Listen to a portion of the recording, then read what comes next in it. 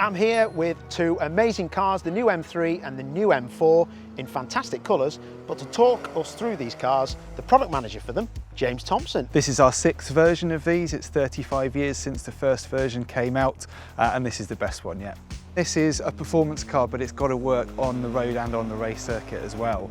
And more importantly, it's got to look like an M car. When I look at the front, I see quite a lot of carbon fibre as well.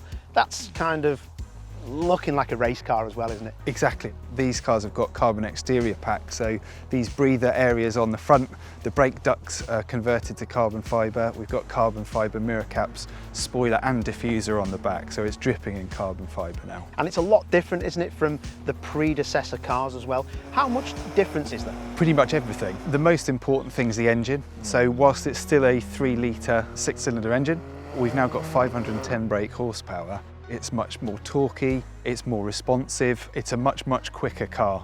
Importantly though, it still sounds amazing. We've made the chassis a little bit stiffer. That means the suspension is softer on the road, but it can sharpen up on the racetrack. So we've actually ended up with a car which is nicer to drive every day and even better to drive on the opportunities you get to take it out on a circuit. Both cars now have 510 horsepower, so we have a competition version of this car for the UK market. It's now an 8-speed ZF gearbox, but it's heavily tuned. The ratios and the programming of it are very specific to these cars. The engine also has gone up 100 Newton meters of torque, so 60 horsepower more, 100 Newton meters of torque. All of that comes through in the responsiveness of the car when you're in the right gear. With those big figures, you need to be comfortable, I'm assuming, so the carbon bucket seats for me are quite adjustable and they're actually very comfortable as well. They're a lot different than what we've had in the previous models, aren't they? They definitely are. I mean, we've gone to great lengths to develop these carbon bucket seats. They're still actually really comfortable. These are the ones I'd pick to drive in every day and also for when I want to take it on a track. They're absolutely mega.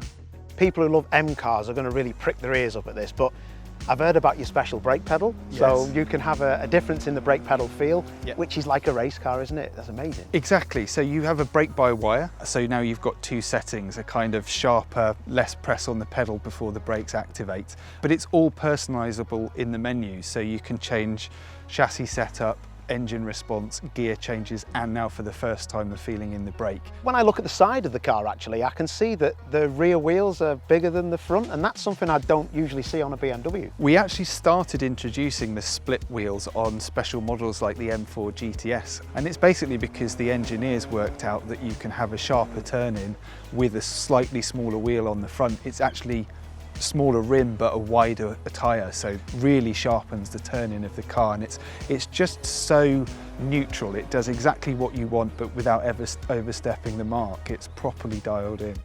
With these cars, they will come in different body styles as well, won't they? Yeah, we've got the saloon and the coupe here, so these cars are going to be available from March 2021. There's a convertible version of the M4 coming a little bit further into the future, the very first M3 Touring as well. So all in all, a fantastic car on the road, but if you fancy a little lap round the track, this is the car for you, either of them. Definitely, that's what an M car should be. It has to do both of those things and it has to do them well.